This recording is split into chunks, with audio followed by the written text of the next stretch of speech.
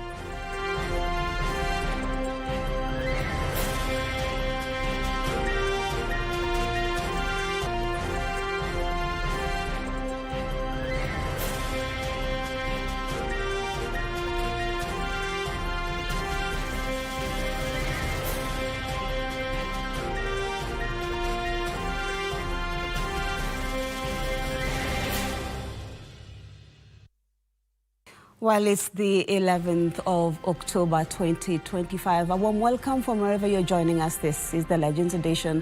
My name is Maria, and of course, helping me on the sign language is Lucy Mwaura. A lot lined up for you, including sports later on with my colleague Daniel Wahome, who will be here to take us through the sports news. But definitely on the political scene, we'll be bringing you what is happening in as far as 2027 general elections are concerned. But before that, we want to look at a tragedy in Mombasa where 3 people are feared dead after a boat capsized at Tudor in Mombasa County. We'll be bringing you details in just a short while. We continue with this particular news where 3 people are feared dead after a boat capsized at Tudor in Mombasa County during a water sport event on Friday evening. Now, during the incident, 19 people were rescued while the trio remain unaccounted for amid a heightened search.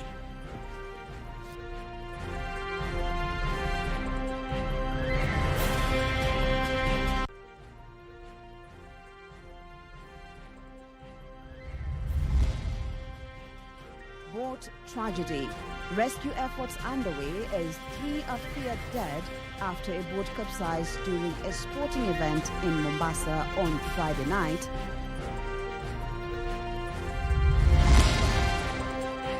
Raila is recuperating. Siaya Senator Obulu Odinga has confirmed Raila has been unwell but is now recovering in India.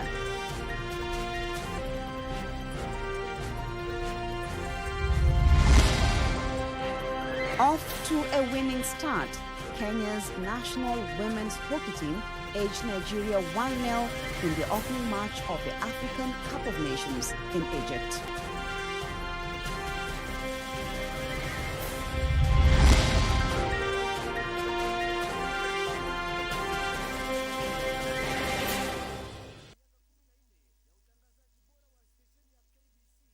Before joining us, we start this bulletin on a somber note, where 3 people are feared dead after a boat capsized at Tudor in Mombasa County during a water sport event on Friday evening. During the incident, 19 people were rescued while the trio remain unaccounted for amid heightened search. A multi-agency team combed the Indian Ocean waters for better part of Saturday with little success as the families of those missing cling to hope that their kin will be found alive. Mombasa County Governor Abdul Swamad Nasir has called for patience as the rescue teams led by the Kenya Navy continue with the search. This comes as human rights organizations have called for the arrest of the event organizers, faulting them for allegedly failing to provide adequate safety gear.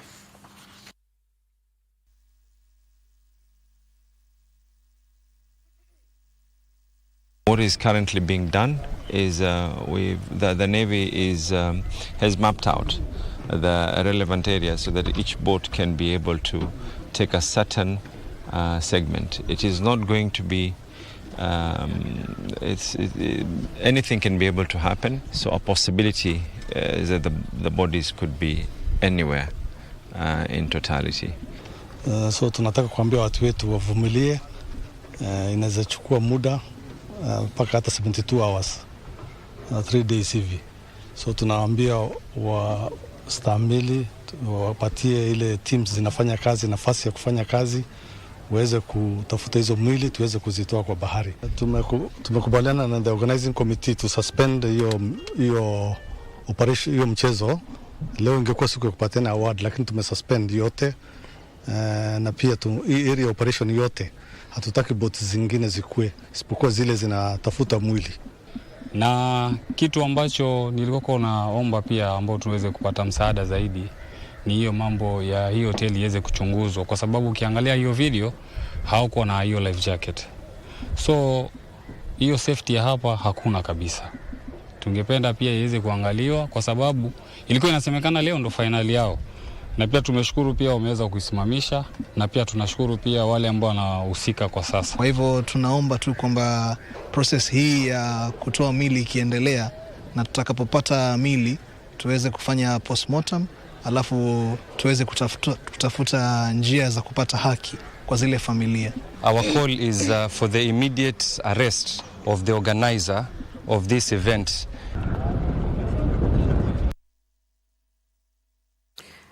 ODM party leader Raila Odinga's elder brother, Senator Oburu Odinga, has confirmed that the ODM leader has been unwell, ending days of uncertainty over his whereabouts and health. Oburu, who was in Bondo in Siaya County for the International Day of the Girl Child celebration, said Raila is currently recovering well in India. His confirmation comes barely days after the ODM party secretariat denied claims that the ODM leader was unwell and had sought treatment abroad, accusing the opposition of spreading misinformation on Odinga's health. Separately, Oburu Odinga has welcomed the partnership between KANU and UDA, saying it will strengthen the broad-based government. We are missing Baba. I can tell them Baba is out of the woods. He was a bit indisposed, just like every human being sometimes becomes indisposed. But it was, somebody's health is not a public affair. But he was not in that critical condition which some people claimed or maybe wished he was. I can tell you he was just indisposed a little. He went for checkups. He's finished. He's now just recuperating, and very soon he will be back up and about, kicking. Otherwise, the changes which are taking place, like the current thing, I can see the president is moving towards bringing more people into the broad-based government. We are happy, because I have always said that in the broad-based government, our fear for my people, we are not claiming other people's shares. What we want is our fair share, which has always been enjoyed by other people, and we want to claim the one which was lost, and we also want to enjoy our fair share as Kenyans. We are Kenyans, so we are not Ugandans, and we don't intend to move out of this country. And we want our fair share. Let everybody come in. Let those who are coming in, and we are not threatened by anybody coming in. In fact, it is a plus for all of us. I would like to encourage Gideon Moi to join the broad-based government. He is our friend, and we have worked with him. We have worked with his father, and we have worked very harmoniously with him before. And the 2032 succession politics played out in Mara, Tharaka Nithi County during an economic empowerment program. Kenya Kwanza leaders rallied support for Deputy President Kithure Kindiki to vie for presidency once President William Ruto concludes his term. National Assembly Majority Leader Kimani Ichung'wah, in drumming up support, said Kindiki is the preferred candidate to contest for presidency. Kindiki, who was leading the empowerment program, however, steered off the discussion even as he hit out at the opposition for what he says was spewing divisive politics. Abdiaziz Hashim tells us more. Kenya Kwanza leaders led by Deputy President Kithure Kindiki pitched tent in Mara constituency in Chogoria, Tharaka Nithi County for an economic empowerment engagement forum with the residents. Noma si noma, ni noma si noma, ni mbwekse si mbwekse, ni two terms si two terms, ni two terms si two terms, wacha nione two terms. It is here where 2032 succession politics took center stage. Ati four term, wacha nione wale wako four term. Leaders led by the majority leader Kimani Ichung'wah hinted the possibility of the current administration fronting the country's second in command as their preferred candidate come 2032. Tukianza na William Ruto 2 term 2027 tumalizie 2032. 2032 huyu muungwana wetu, huyu muungwana Profesa Kithure Kindiki ndiye tunapeleka mpaka aingie State House Pale mbele baada ya 2 term ya William Ruto na Kithure Kindiki. Kithure Kindiki tupandishe yetu sipandishe. Hebu muonyesheni. Hebu waone. Inawezekana haiwezekani. Inawezekana. Watu wa Tharaka Nithi mtatupea rais wa 6 wa Kenya. 2027 si imeisha. Si ni William Ruto na 2032. 2032. Munaangalia fire kule. Munaangalia fire kule. However, the DP who was present kept off the subject, instead choosing to hit out at the opposition leaders, who on Friday hinted that Wiper Party leader Kalonzo Musyoka could be their preferred candidate in the 2027 polls. Hata wale wanashindana na sisi wakuja ongee mambo yao, waseme mambo yao, waseme walifanya nini wakati crown ilikuwa kwa kichwa, waseme walitufanyia nini, wapewe nafasi, wajieleze, waseme walileta nini. The DP further urged leaders from the county to quell unwarranted rivalry that could divide the region. Ati hiyo miaka yote tumengojea, hakuna mtu alikuwa anasema one term. Moja akamaliza akaenda, Kibaki akamaliza term zake akaenda, Uhuru akamaliza akaenda. Saa ile tumefikiwa na serikali, ati watu ndio wanaanza kutuambia one term. Meanwhile, Kindiki revealed the government has secured 8 billion shillings to build Nithi Bridge that was blamed for the death of dozens over the years, and 1.2 billion shillings for rural electrification. The leaders also joined residents of Narok East constituency for resource mobilization for 23 churches. Abdiaziz Hashim for Legends Edition. Thank you, Abdiaziz Hashim. Now, Kenya's dream of turning Galana Kulalo into a food basket is taking shape. For the first time, maize is being harvested from the expansive project under a public-private partnership, signaling a major milestone in the government's push for food security and economic transformation. Our reporter Ben Chumba now brings us the story from Galana Kulalo, where the first harvest has officially begun. After years of planning, promise and investment, the Galana Kulalo Food Security Project has finally borne fruit. Today, Water, Sanitation and Irrigation Cabinet Secretary Engineer Eric Muga led officials in launching the first ever harvest of seed maize, signaling the success of Kenya's new public-private partnership model in agriculture. Baada ya kupanda, lazima siku moja tunavuna. Na leo tunavuna. 330 acres are ready for harvesting. This is seed maize that will be used to help our farmers all over the country to get seed maize and propagate our farming potential. The initial 1,500 acres have produced an average of 30 bags per acre, thanks to irrigation infrastructure laid by the National Irrigation Authority, including a 20,000 cubic meter intake well, a 2-kilometer canal, a massive reservoir feeding the fields of Galana. The average production for seed maize is between 28 to 30 bags per acre hapa. Hivyo ukipiga hesabu zako, for the 1,500 acres already under production here, utapata karibu 40-something thousand bags that will be produced here by the end of the year.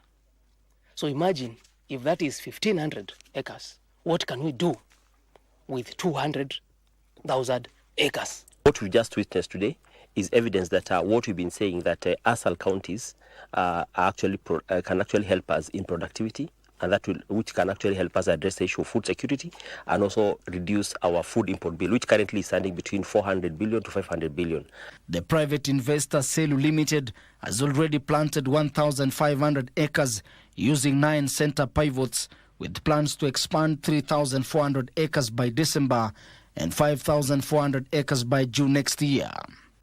The dam we have, the 2 dams, have a total combined capacity of 620,000 meter cubic of water. In case we have a challenge with intake, then we have time to continue irrigating as we solve the challenge. And also, when we talk about the byproducts, there is no waste in this whole process. Like what we just witnessed after the harvest, the waste of all the waste is going to be converted to fodder, which is going to be used for, which is going to be sold for animal feeds. The investor says the project has already created 200 jobs, with more to come as expansion continues. It will impact on other areas of the society, which is health. We'll partner in health matters, we'll partner in infrastructure, we'll partner in education and the environment. And therefore, the socio-economic impact is going to be huge from this project to the communities around this area. According to the Principal Secretary for Irrigation, Ephantus Kimotho, the government's investment of 500 million is expected to yield 6 times in return, a sign that irrigation can pay off big the country's food future. So if you have to estimate that at approximately 4,000, it shows you that every shilling invested comes back to the economy 5 times. And that's what we've been telling the chairman, but we've been telling him in theory. We're happy that today here, the chairman is here to see that a shilling invested in irrigation comes back to the economy 6 times. Ben Chumba, Legends Edition. And a section of politicians allied to President William Ruto have dismissed remarks by former Interior Cabinet Secretary Dr. Fred Matiang'i, who alleged that there are individuals who are not Kenyan citizens being registered and issued with national identity cards. Speaking in Order Town, Tana River County, the leaders, led by Interior Cabinet Secretary Kipchumba Murkomen, termed the remarks insightful and dangerous. The activities of registering people, some of whom are not even Kenyan citizens, getting identification cards and doing all manner of criminal monkeying that is going to affect our country, is setting the stage for anarchy in this country. It is these sentiments by the former Interior Cabinet Secretary Fred Matiang'i at Uhuru Park grounds Friday that have the president's allies hitting back hard.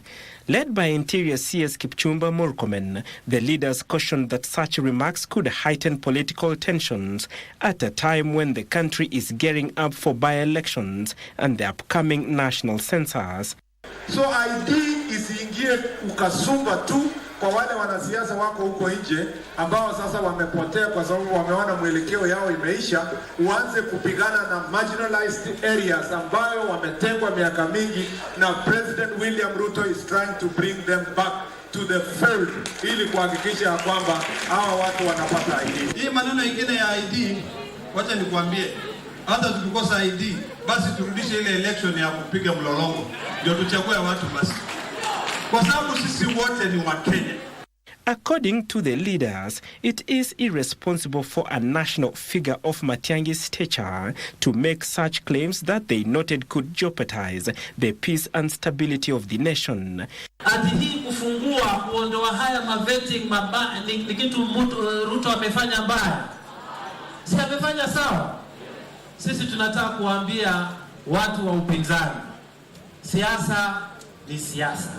Ukitaka kufanya siasa, fanya siasa, lakini usiharibu mambo ya usalama wa Kenya. They underscored that Kenya's security agencies are competent enough to handle any investigations into such claims through lawful procedures without triggering undue speculation and mistrust among Kenyans. Aseme wa Kenya wamepewa vipande, sasa wahalifu watakuwa wengi.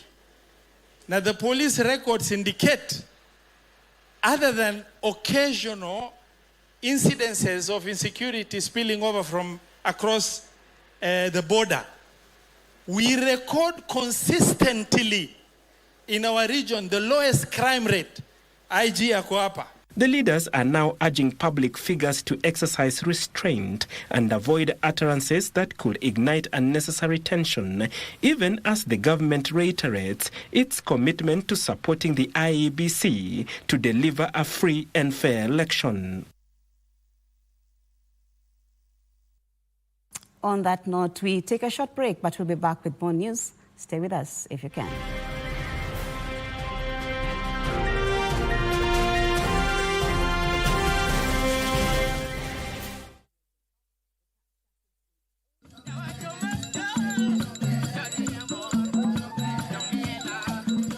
I welcome everybody to the Siaya International Trade and Investment Conference.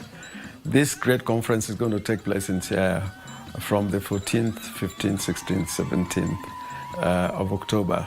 We are going to have more than 2,000 delegations from Kenya and abroad. And the participation is going to be high level.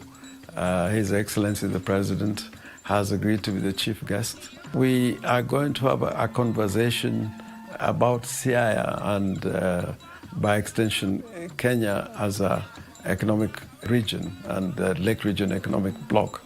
This conversation is going to turn into real investments in Siaya, where we are going to showcase potentials of nearly $3 billion projects which are bankable, and you're free to come to the conference and be able to be part of this great conversation.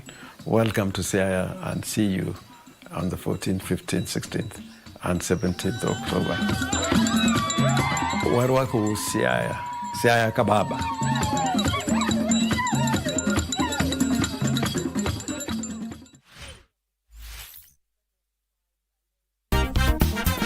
We are discussing about a dream that is held deeply in every woman's heart, owning a home. So for me, owning a home is the journey to creating wealth, because then it becomes a source of income. Our biggest expense, or something that bothers many people, is rent. So when I think about home ownership, it's about peace of mind.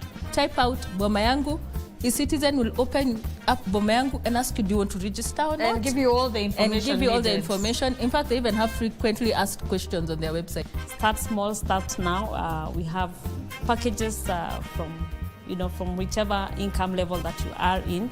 Don't procrastinate.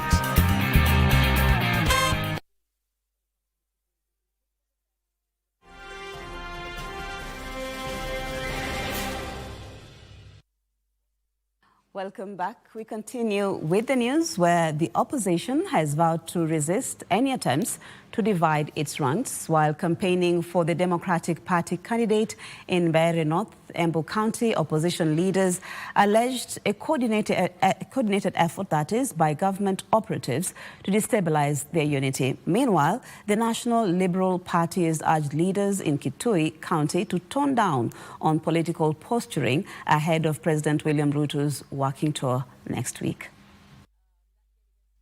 The United Opposition Brigade was in Yambo for what appeared to be a high-stakes campaign ahead of the Mbeere North by-election.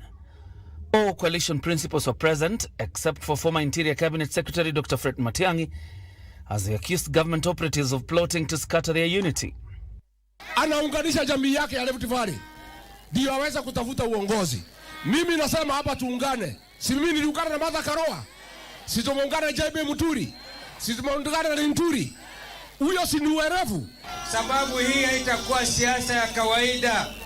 Hii ni kura ya kujiokoa na kujikomboa na kukomboa nchi. Despite the claims, opposition leaders maintained that their alliance remains intact and focused on capturing power in the 2027 general election. Tukiamua tuseme ni Eugene Wamalwa, mtampigia kura? Tukiamua ni Martha Wangare Karua, mtampigia kura? Tukisema ni JB Muturi, mtampigia kura? Tukisema ni huyu Kalonzo Musyoka, mtampigia kura?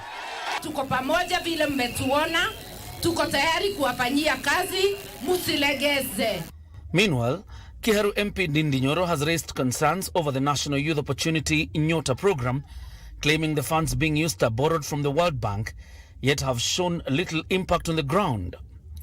Nyoro warned that Kenya has accumulated 1 trillion shillings in debt over just 8 months, with no tangible projects to show for it. And you know, I've been talking about this issue about debts. Sio kana kwamba sina mambo mengi naweza ongea. It is because there is no critical issue in our country today, like the appetite for debt and the profligate borrowing ya pesa ambayo wa Kenya sana sana hawaioni. And with President William Ruto expected to tour Kitui and Makueni counties ahead of the Mashujaa Day celebrations, the National Liberal Party warned that political theatrics could undermine the significance of a visit.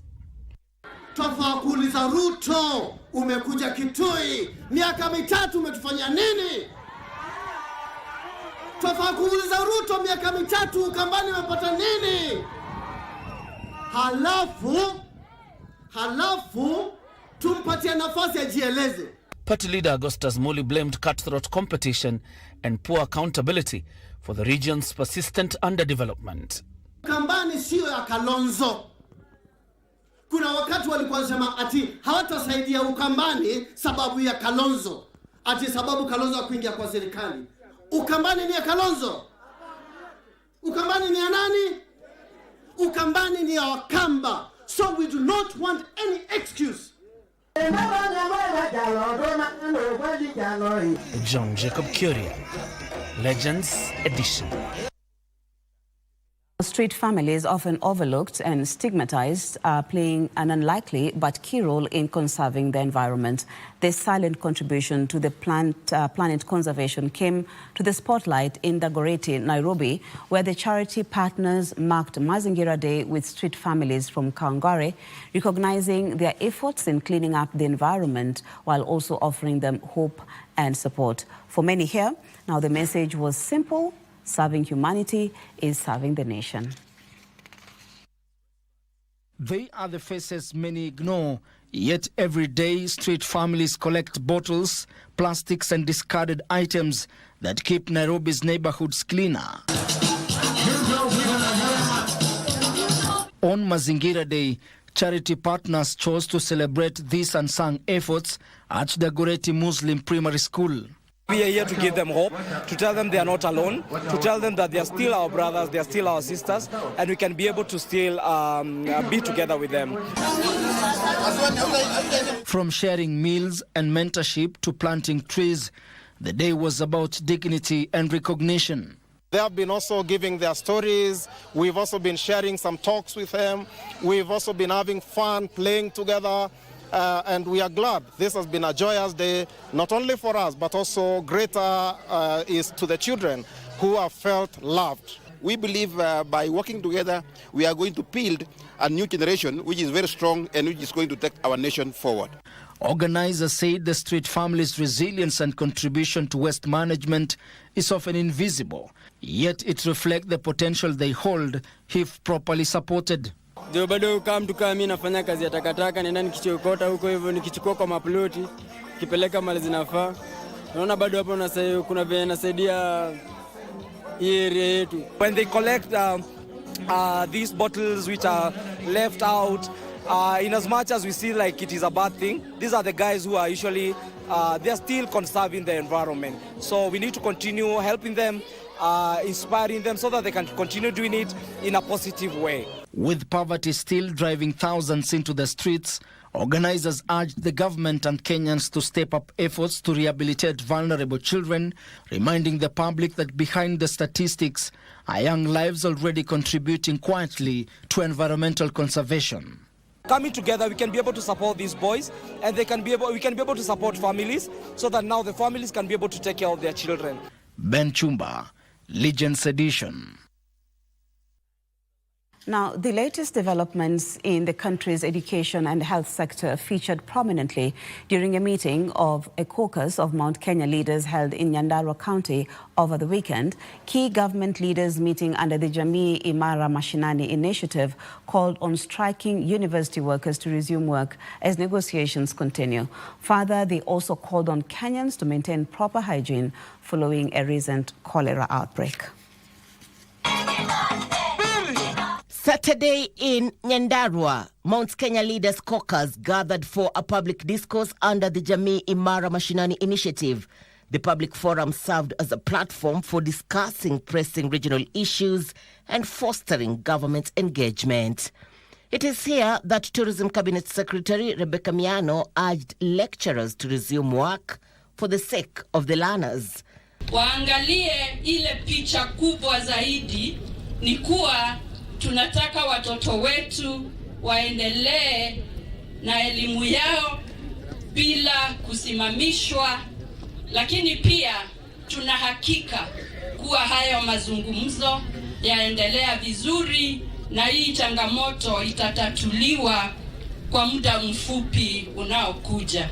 This as Public Health Principal Secretary Mary Mudhoni, who was also present at the forum, urged citizens to register for SHA program and maintain hygiene to mitigate the spread of diseases like cholera following a recent update. She praised the efforts of community health promoters for their invaluable contributions to public health and encouraged wider participation in the SHA initiative. Kitambo watu walikuwa wanasema SHA haifanyi kwa sababu watu walikuwa bado wanalipisha. Saa hii hizo mahospitali hasifai kuripisha watu. Tusiondoke katika serikali, tusisikize propaganda. Mimi niko hapa kuelezea hii program namna gani, better plan iko namna gani, alafu tusonge mbele.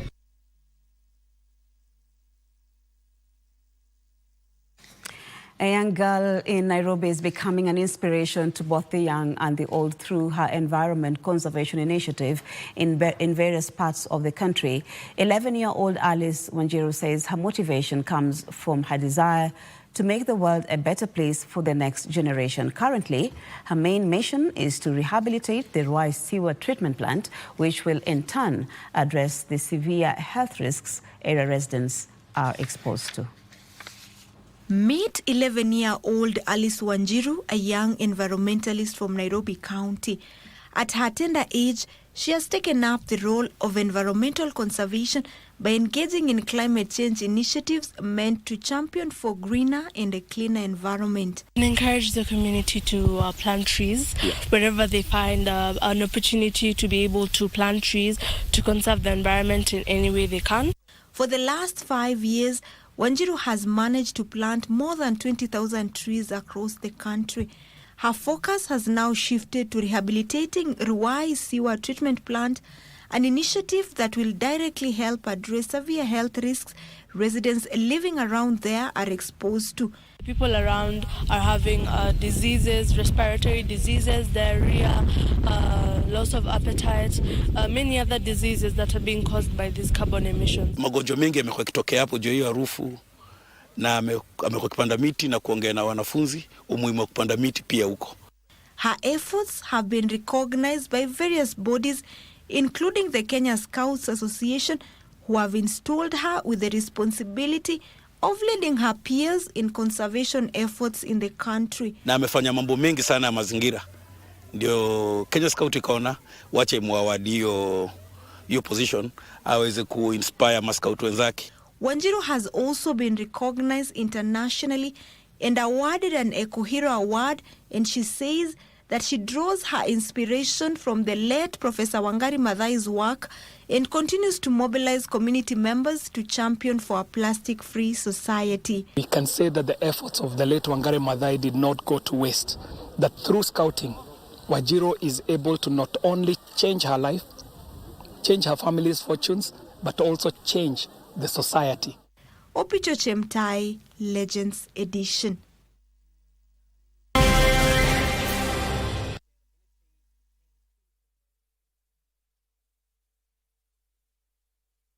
They say that the eyes are the windows to the soul. Mwaka uliopita nikaanza kuexperience mwangaza unatoka hapa kwa jicho langu la left, una flash tu. Nikakaka nikaanza ukapata jicho pande ya chini ya ioni lakini pande ya juu inaona. From early signs of chronic illness to the impact of daily screen time.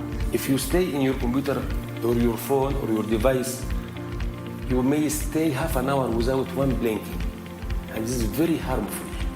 So please love your eyes.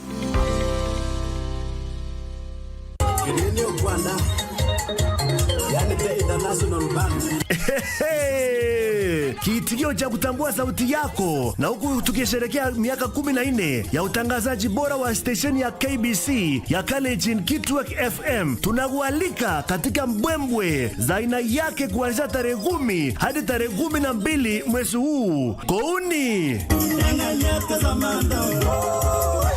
iko hivi: tarehe 10 tupatane Great Hope Children's Home kuanzia saa 8 ya udhuri. Tarehe 11 tupande miti, tusakate kandanda na kukata keki katika shule ya Masaba. Hatimaye tarehe 12 tuchumuike AIC Mosoriota kwa ibada ya shukrani kuanzia saa 4 asubuhi. Watangazaji wako wakali kama Mr. Wadis, Cheptab Cheseret, Musupa Chela, Kiptangus na Joan Bet watakuwepo. Je, wewe? 98.0 Kitwek FM Kegosin.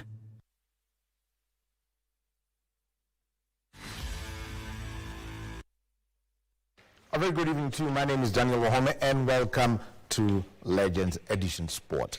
Now, the Kenya national hockey women's team got off to a winning start in the Africa Cup Nations in Egypt by beating Nigeria by 1-0. Today in Ismailia, the lone goal of the game was scored by Alice Owiti with 10 minutes left before the final hooter. It was a closely contested affair between the two African nations, with the first and second quarters ending goalless. The sides continued to search for a goal in the second half, but in vain until the fourth quarter, when Witi pounced on a loose ball in Nigeria's danger area to score the winner for Kenya. The Kenya ladies will play host to Egypt in their second game on Tuesday, then South Africa on Wednesday, before they wrap up the round-robin matches against Ghana on Friday.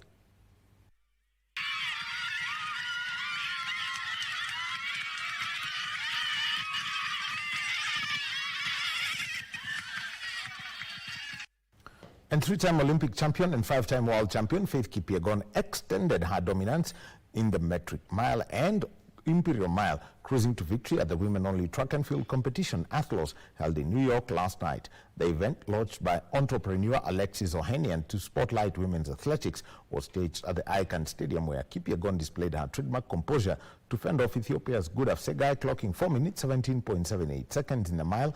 Segai settled for second place, while American Nikki Hills finished third. This marked Kipyegon's second consecutive Athlos title, having triumphed in the 1,500 meters at the inaugural edition last year with a time of 4 minutes 4.79 seconds, ahead of Diribe Welteji of Ethiopia and Kenya's Susan Ejore, who finished second and third respectively.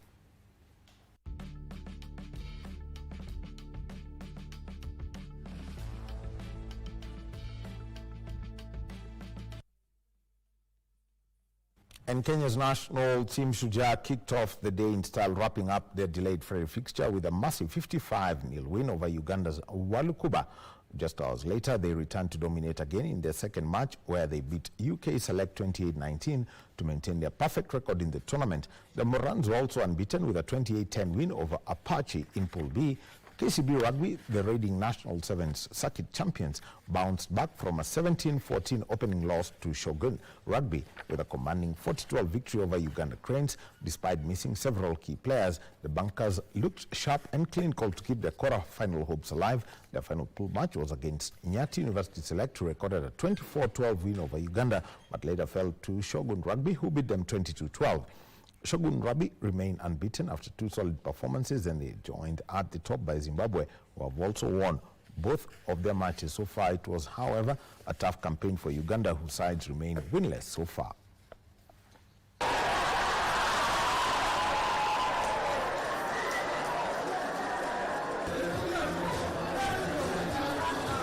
Soap and Current Tibet emerged winners of the 10-kilometer women's and men's races respectively at the 4th edition of the Kericho Cross Country held at the Kericho Teachers College.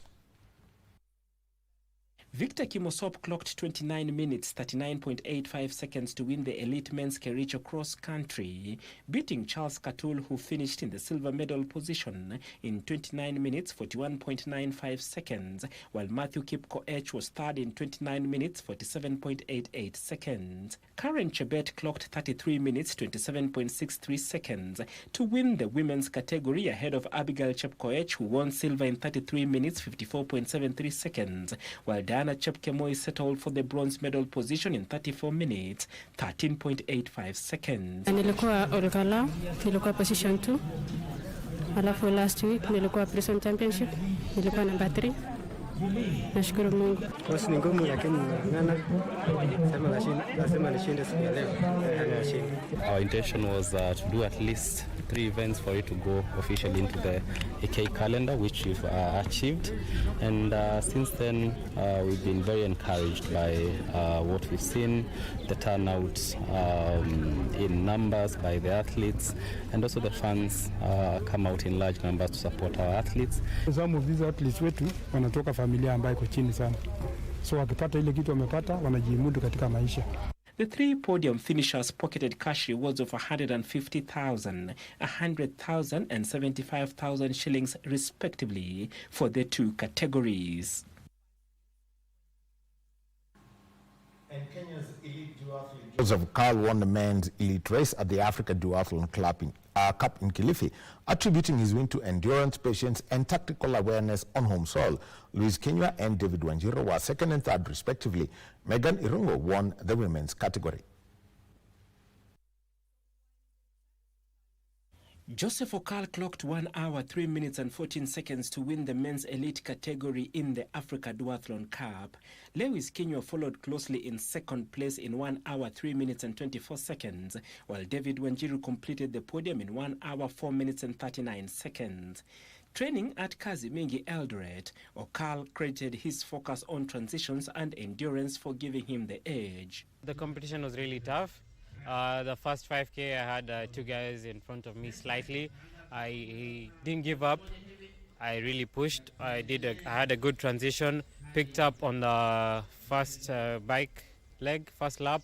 Caught up with everyone else, and yeah, from there on I continued with my speed and I ended up finishing top. In the women's elite race, Megan Irungu claimed gold in 1 hour, 13 minutes and 56 seconds, ahead of Bernice Kariuki, who clocked 1 hour, 19 minutes and 7 seconds, while Adele Wamalwa rounded off the podium in 1 hour, 29 minutes and 4 seconds. The competition was a bit scary at first.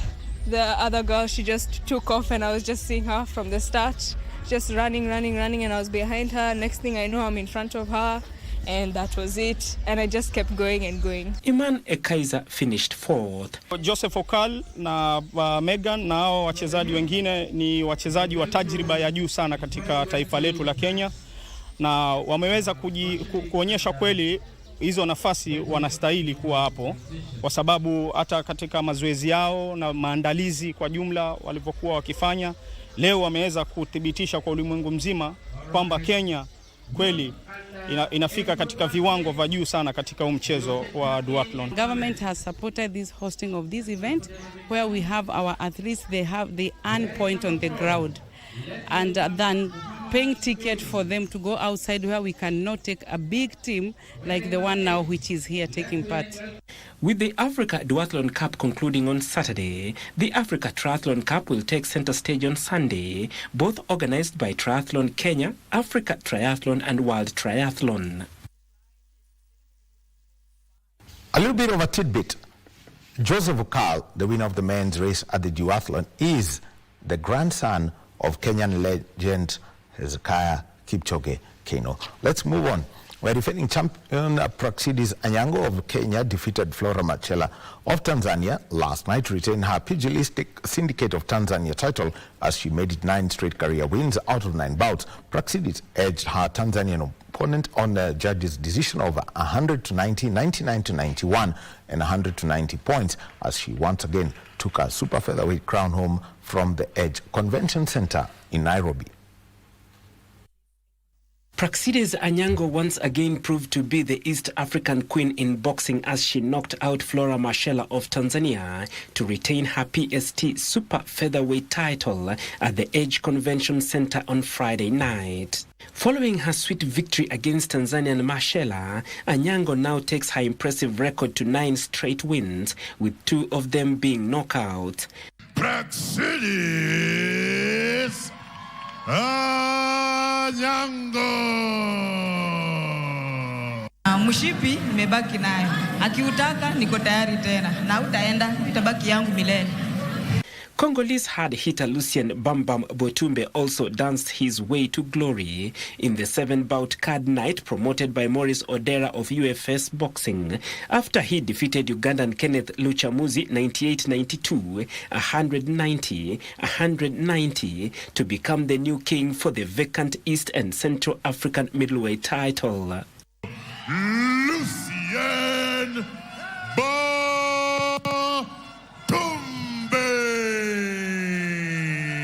The night also saw Javan Buyu crowned national prince after he outmaneuvered compatriot Christopher Osicho 99-91, 190-99-91 to lift the vacant Kenya national lightweight title. I think it's time. In the other non-title bouts of the night, John Juma of Kenya beat Amani Selemani of Tanzania on technical knockout in the 7th round of their super lightweight bout. Maxwell Odhiambo lost to Alvin Owino 58-55, 59-54, 58-55 in their middleweight 73 kg 6-round bout. Abdi Bashir defeated Peter Andai on technical knockout in the 2nd round of their 4-round super bantamweight bout. His punches are a bit weak. Yeah, he should. Right. Yeah, good right. Good counter. Those are nice counters right there. He's piling it on. I think he should land a hard shot. And he has him out of there. That's a TKO by Abdi Bashir. While Michael Odur also beat Abednego Ngira on technical knockout in the 2nd round of their 4 rounds 69 kgs super welterweight fight. I think the end is almost near because Barclay Feather, Legends Edition Sports.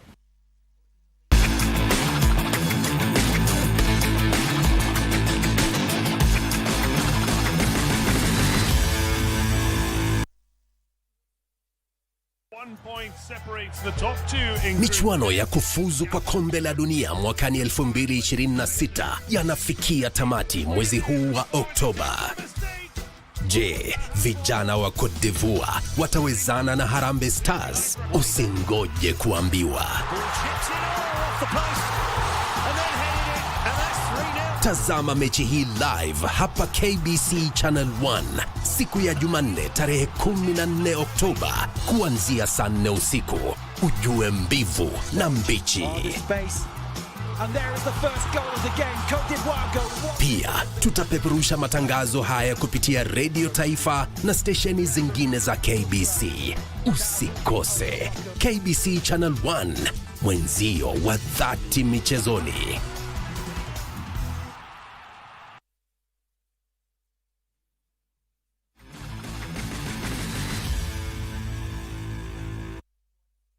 And welcome back. Now, Adia Mwende was the swimmer to watch during the Nairobi County Swimming Association 11 years and under level 1 championship at the Kyoto School, where she swept all the gold medals in her categories after a stunning performance. Let's get the story from Dan Mwendwa. In the girls' 25 meters breaststroke, 7 years and under, Adia powered through the water to take gold with a time of 28.80 seconds ahead of Anthony Kamande and Maria Ojiambo, who settled for silver and bronze. Today I felt well how I got all of these 4 medals. I feel good. I improved my time. I'm so happy of myself. And even I'm so happy that I broke a record in butterfly and free. I'm so happy because she has managed to break a meet record, and she has set at 19 and 22. But that was just the beginning, as Adia went on to claim top spots in the 25 meters backstroke, 25 meters butterfly, and several other races, firmly establishing herself as a rising star in Kenyan swimming. In the boys 7 to 11 years 50 meters backstroke, it was Gideon Munga who clinched victory, clocking in at 49.73 seconds. He edged out William Mudachi and Frederick Luta, who came in second and third respectively. I've done 400 meters and 200. The experience I had was scary and fun at the same time. My performance has been good so far. I just did 400 free for the first time. I made a level 2 time. Meanwhile, in the girls 8 to 9 years 100 meters butterfly, Pendo Wairimu delivered standout performance to secure gold, proving she's another young swimmer to keep an eye on. Swimming is a good stroke. I like it very much because it builds your core muscles and it's just fun. The championships have brought together budding swimmers from across the region, providing a platform for talent, teamwork and sportsmanship. And the national football team, the Harambee Stars, left the country this morning for Cote d'Ivoire, where they will face the hosts in their final 2026 FIFA World Cup qualifier on Tuesday next week. The team had returned to Nairobi last night from their victorious outing in Bujumbura, where they won by a goal to nil, but set off again this morning for Abidjan. The much-anticipated clash against the Elephants will be broadcast live on KBC Channel 1 from 10 p.m. at the following radio stations: Radio Taifa, Mayenga, Pwani, Ingo, Minto and Ngemi. So our radio family is also broadcasting that game. Group leaders Cote d'Ivoire are in fine form after thrashing the Seychelles 7-0, while second place Gabon edged Gambia 4-3 to stay on hot on the heels of the leaders before their final match against Burundi.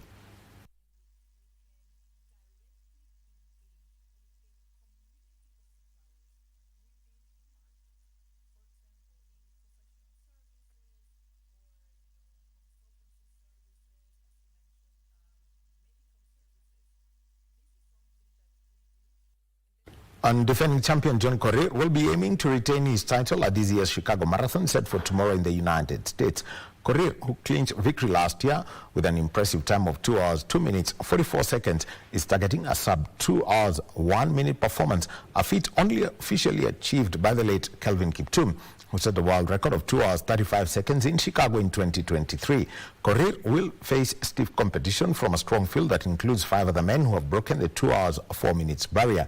Among them is Kenya's Timothy Kiplagat, runners-up at last year's Tokyo Marathon. Also in contention are fellow Kenyans Amos Kipruto, who placed third in Chicago last year, and Cyprian Kotich, a podium finisher in Boston. Two-time New York City Marathon champion Jeffrey Kamoror will be making his much-anticipated Chicago debut. In the women's race, Kenya will be represented by 2014 Copenhagen half-marathon champion Mary Ngoge Cooper, and Lois Chemnung, who will be making her marathon debut.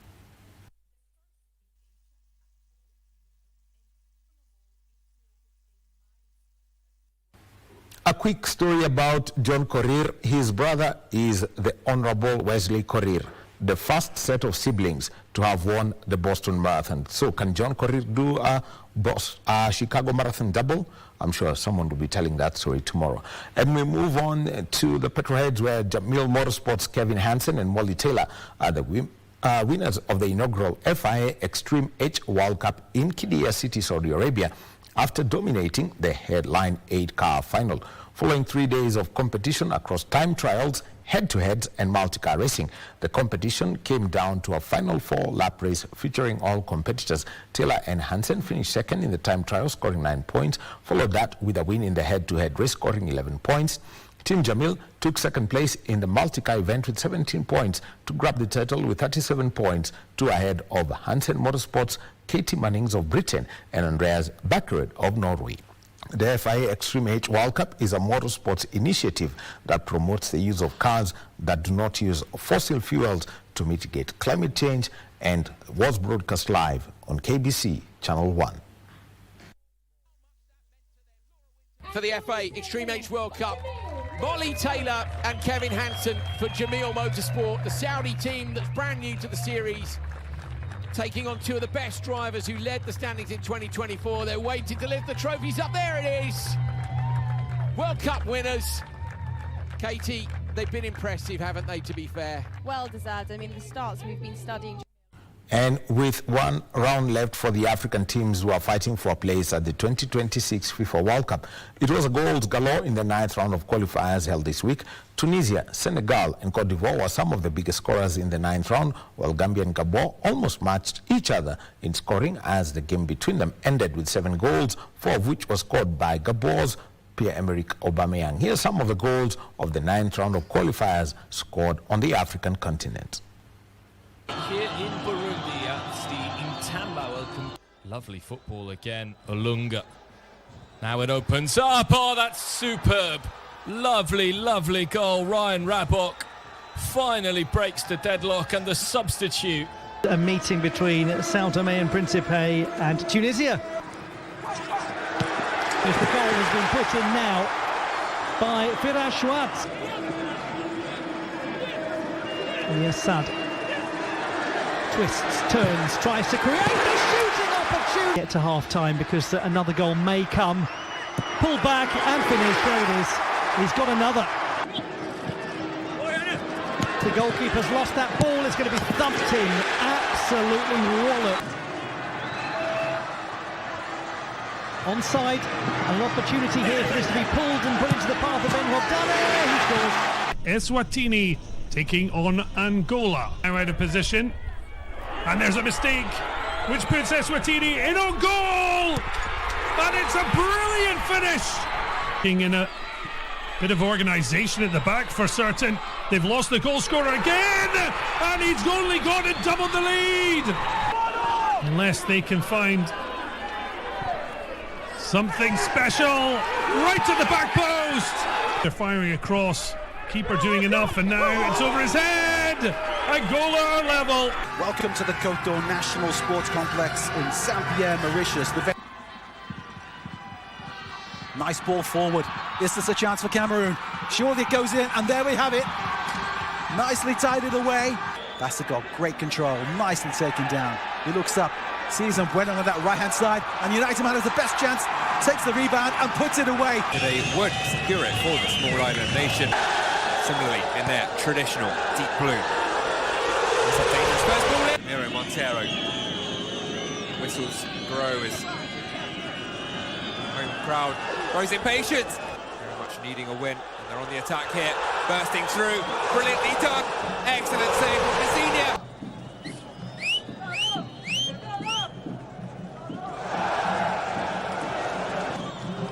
There is an option. It's whipped in instead into the centre, and there's the equaliser. Ethiopia are willing to just play for Corey tonight. How his side defend this free kick. That's a dangerous ball in, and you put a bit of quality on the ball. It's crunch time for Comoros. And side. It's not a bad ball in. Back it comes. Oh, and there's the first goal. 10 minutes on the clock. Decides to look up. There's a very good ball in, and it's 2-0. Another decent ball in, and there it is! Right on cue! For this match day 9 encounter, an African World Cup qualifying Group I. 20 minutes in. Corner comes in from the rocket, delivery to the back post, and there's the opener. And he's burnt past one, and he's played a nice little ball through there. Oh, and this is opening up nicely for Ghana, and that's 2-0. Comes into the back post, the header beats the keeper, and it's looped into the net, 3-0. It's Mensah puts another ball in, half cut out at the back post, shot comes in, it's 4-0. Just for the losing spots, and now coming forwards here, and that's 5-0 for Ghana. 2 games to go, Sierra Leone and Burkina Faso. Ball as well, it's in. Egypt are on the cusp of a spot at the 2020 towards Zizou. Zizou puts it in towards the 6-yard box, and this time the goal will stand. And talking through again, it's Salah, and he just pokes it past the goalkeeper. Matia towards Salah, first time finish, it's a terrific... For the 2026 FIFA World Cup. Going down to the right-hand side, danger, that's a nice little inside pass, that is. Mahrez, there he is, flicking it over the top, a chance for a header, that's the volley! They've taken the lead! very dangerous every time that they have a set piece. The ball comes at Chaby, gets the ball over the top, and then far post, the chance for a shot, it's drilled in! A brilliant goal! Mahrez, he just looks so comfortable, doesn't he? Lovely skills. There's the delivery, it's the header, it's goal number 3 of... They've never qualified for a FIFA World Cup. Well, that's come all the way through, and surely an absolute gift for Pierre-Emerick Aubameyang. Danger here, long ball over the top. Could have an equaliser, we do. It's a long ball over the top, and he might get on the end of it. Aubameyang, he does. Inter comes short for that, and he sets the deep away. Here's a great opportunity. That gap will grow to 3, and there's more danger here. This ball this time, and here's Aubameyang. It's going to drop nicely for Asama Tuti. Another opportunity here, and it's taken again. Gambia 3, Gabon 4. For tonight, remember on KBC Channel 1, make it a date and don't be late.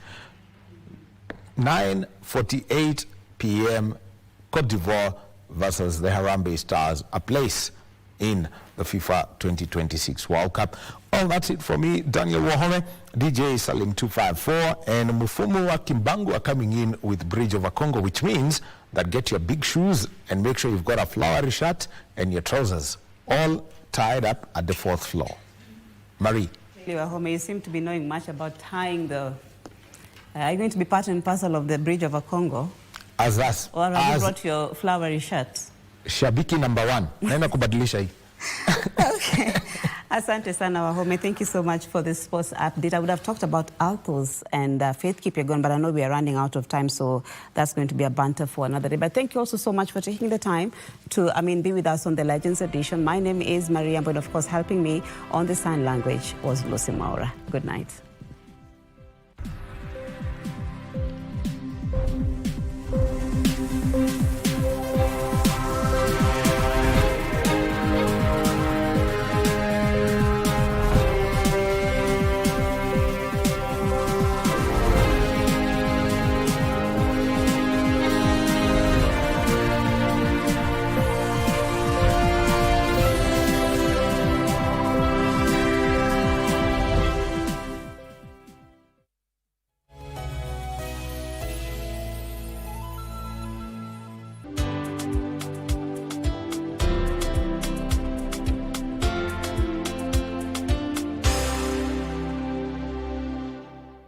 Tushinde.com. Cheza safe, cheza smart. Gambling is addictive, not for persons under the age of 18 years. Sasa kwa star 419 hash uko na game mpya. Tushinde spin corner. Simply spin. Kisha ngoja, na kwa entry moja unaweza angukia na uspin hadi mara 3. Na ikigonga 25,000 na kufikia instantly. Cheza spin corner sasa hivi kwa star 419 hash option 4.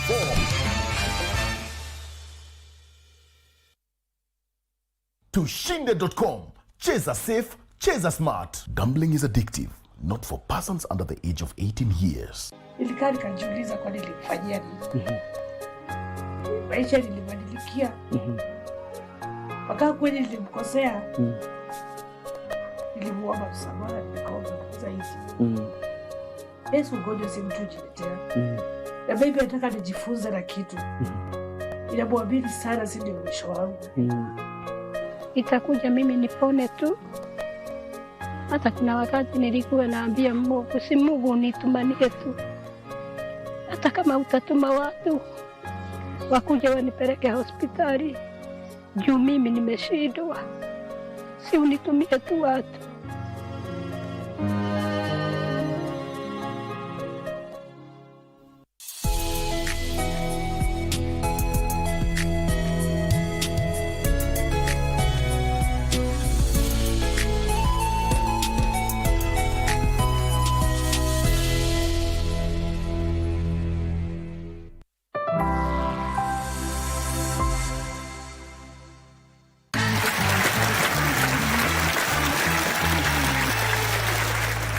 Wewe, saa hii saa ngapi unafungua hiyo gate?